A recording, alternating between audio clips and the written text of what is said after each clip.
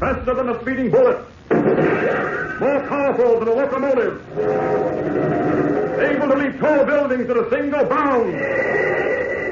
Look, up in the sky, it's a bird. It's a plane. It's Superman.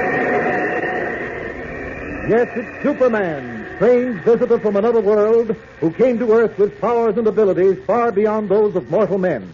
Superman, who can change the course of mighty rivers, bend steel in his bare hands, and who, disguised as Clark Kent, mild-mannered reporter for a great metropolitan newspaper, fights a never-ending battle for truth, justice, and the American way. But before we join Superman, here is an important message. Yes, fellows and girls, here is an important message for you. A message direct from our fighting Marines in the Solomon Islands, echoed by our blue jackets on the high seas, by the boys who wear our Army and Navy wings, our tank troops in Africa, our commandos in England. In fact, by every man in the American Armed Forces, no matter where he may be. And here's the message. We're going to win this war, they say. We're going to wipe Hitlerism and fascism off the face of the earth. We've taken on the job, and we're going to see it through, but we can't do it alone. We can't do it without the help of every boy and girl and every man and woman back home. Now, we know the one way we can help those boys fight this war to a victorious finish is to see that they get all the guns and tanks and ships and planes they need. But those things require a lot of money, and that's where you and I come in. We help our government to buy those war materials by lending them our money, by buying all the war stamps we possibly can as often as we can. Why, right at this moment, there may be a detachment of American commandos carrying through a raid on occupied France, and they're equipped with guns and tanks and protected by planes and ships that you helped to buy. That is, if you've been buying war-saving stamps regularly. So let's make a promise to ourselves right now. Let's promise to buy war-saving stamps as often as we can. Tell Mother and Dad about it.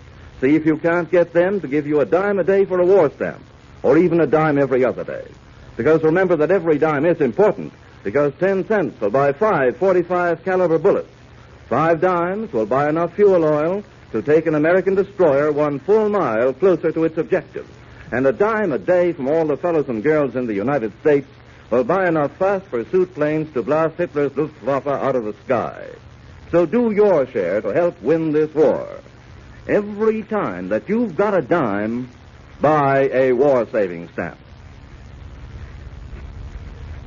And now, the adventures of Superman. Clark Kent, Lois Lane, and Jimmy Olsen are now in Arabia, involved in some strange and mysterious adventures. In our last episode, we heard how a certain Countess Wojcicka had been abducted by a band of Arab desperados, headed by a man known only as the Red Fez. We also, Sir Mycroft, a penniless Shakespearean actor, had disguised himself as a fortune teller so that he might learn something of the Countess' whereabouts. As Kent, Jimmy, and Sir Mycroft returned to the hotel where the actor had left Lois, our friend saw Count Wojcicka, the Countess' husband, moving stealthily along the street. Kent decided to shadow him and accordingly left the others. When Jimmy and Sir Mycroft arrived at the hotel, they found that Lois had gone, leaving a message which said that she was on her way to an old Arab mosque, an abandoned temple. Now, as our story continues today, we find ourselves in a room outside the old mosque. Seated at a table is the man in the red fez. He is talking with one of his henchmen. Listen. Soon, Abu, this business will be finished. With the money we shall receive, we shall then be able to retire from a mode of life which I assure you, to one of my delicate temperament, is highly distasteful. You were always one for making high and mighty speeches, Master. You talk too much. It has been in my mind, Abu, for many a moon to curb your tongue. You do not accord me the respect that is due my position as leader of our little band. You will get from me all the respect you deserve, which is none at all. Oh, you wound me deeply, Abu. Can it be that you dislike me? Who can dislike what does not exist? I understand you not. I will explain. When first I joined your band, you were a good, clean, honest desperado. If someone wanted someone else put out of the way, we did the job quickly and efficiently in the best business-like manners. Job was done, money paid, and there was an end to it. Cut and dried business, no imagination. That may be, but who wants imagination? I want money. Oh, such a thing to say. Had I known you felt this way, I should never have permitted you to join my band. Not have permitted me? You begged me to join. You literally came to me on your hands and knees. Join my band, Abu, you said. Please join my band. No one can cut throats like you can. But that's true. Well, I'm sick of you and your red fez and your theatrical productions. We're given the job of putting the Countess Vodjeska out of the way. Do we do a workman-like job of it? No. We have to hire a fortune teller and some long-haired flute player. For what, I ask you? For what? To lend an air of mystery to the proceedings. To give the man who hired us a little something for the large sum of money he will pay. All you were asked to do was to put the Countess out of the way. She is still, so far as I can see, in very good health. We shall take care of that in good time. There is no better time than the present. But come, I will go into the next room and take care of her at once. You will do nothing of the sort. I've arranged a perfect finale for this little business, and Someone is knocking at the door. Obviously. Open it. Open it yourself. Careful, Abu. Remember who is master here. Open that door. Open it yourself. Abu, I prefer not to use force. Come another step toward me, and I will give you this knife. Really, Abu, I sometimes think... By the beard of Allah, how long does it take you to open a door? Now, CD. Now, yourself. I bring with me a beautiful captive in the best traditions of our business, and I'm forced to rap until my knuckles are raw. A beautiful captive? You say you bring a beautiful captive? Yes, the truth. I caught her snooping around outside. Bring her in, men. Take your hands off me. You hear what I said, you tin horn imitation of Well, Miss Lane, we meet again. Allah be merciful. It's the girl we mistook for the Countess. This means more trouble. Trouble for Miss Lane, I'm afraid. All right, CD. Take your men and go. Before we go, when do we get paid? As soon as we get rid of the Countess. All right, I go. Come, man. This way. Well, Miss Lane, I suppose you tell us what you were doing in this vicinity. Does it really matter? No, I don't suppose it does. Abu, would you be good enough to bind her hands behind her back? Since you put it that way, not at all. There's no need to tie me up. There's every need, Miss Lane. We shall not only bind you, but gag you as well. I would rather you and the Countess Jessica did no talking while you are together.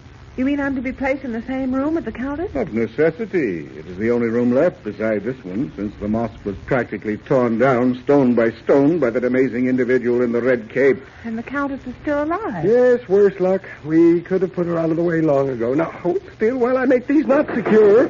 Abu, will you... Can I tie knots and answer doors as well? I am the master here. It is I again. What is it this time, Zidi? I have 2 more captives. Only this time they are not beautiful.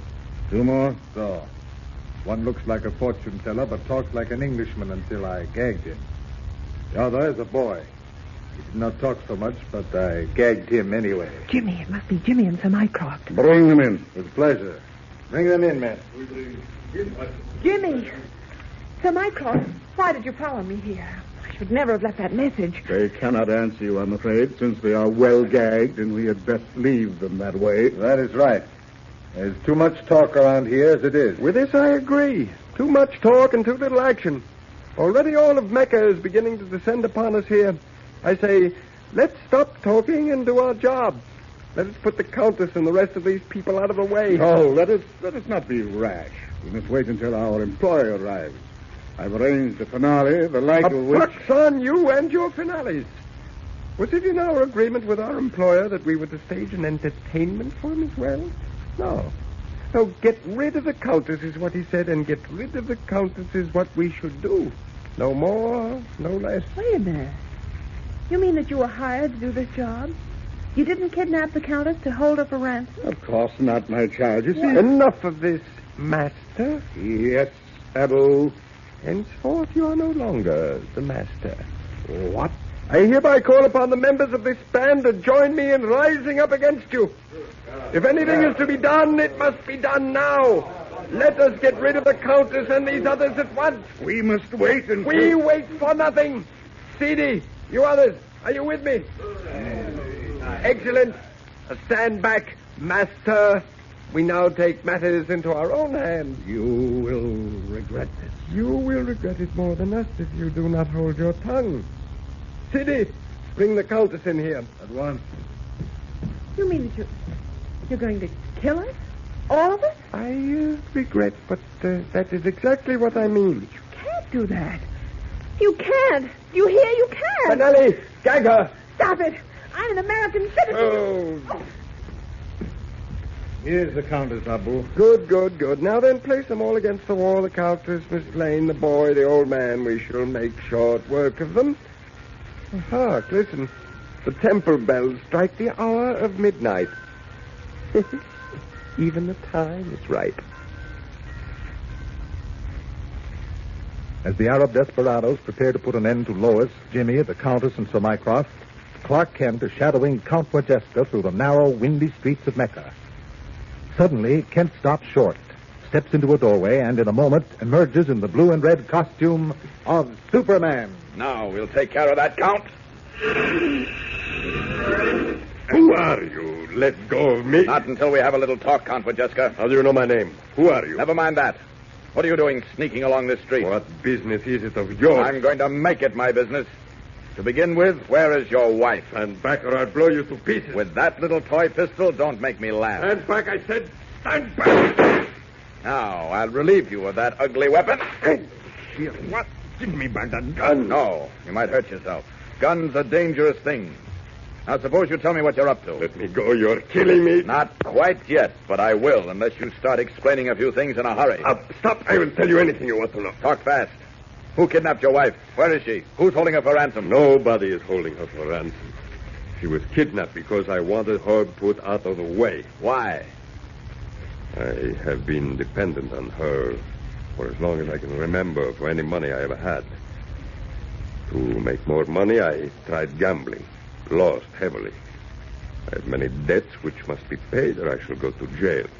Disgraced forever. I knew my wife would never give me the money if I asked for it. There was only one other way.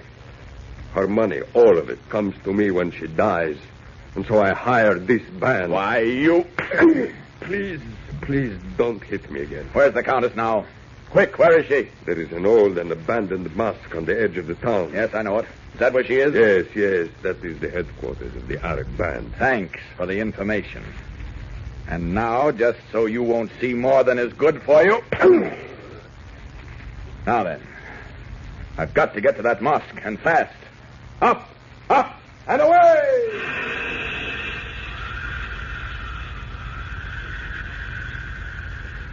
Red cloak flying in the wind, Superman wings through the night on his way to the abandoned mosque, little realizing how precious is every second. Is he already too late? Be sure to hear tomorrow's thrill-packed episode. Tune in tomorrow and every day, Monday through Friday, same time, same station, and follow the adventures of Superman. Fellas and girls, don't ever get the idea there's nothing you can do to help win this war. Of course, we can't all be members of Uncle Sam's armed forces because some of us are too old or too young. But that doesn't mean we can't get into this fight. No, sir. Because there is one big important thing we can do. We've got to see that our fighters are supplied with all the bullets and guns and the tanks and ships and planes they need to wipe Hitlerism and fascism off the face of the earth. How? By buying all the war-saving stamps and bonds we possibly can.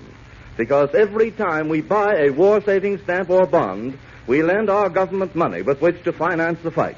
So remember, talk with Mother and Dad tonight about giving you an extra dime every day or every other day for war-saving stamps. Talk about it with all your friends. Get them to make a pledge with you to buy war-saving stamps regularly. Faster than a speeding bullet. More powerful than a locomotive.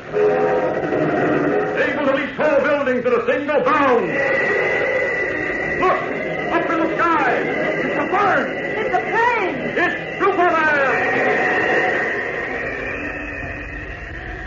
Follow the adventures of Superman every day, Monday through Friday, same time, same station.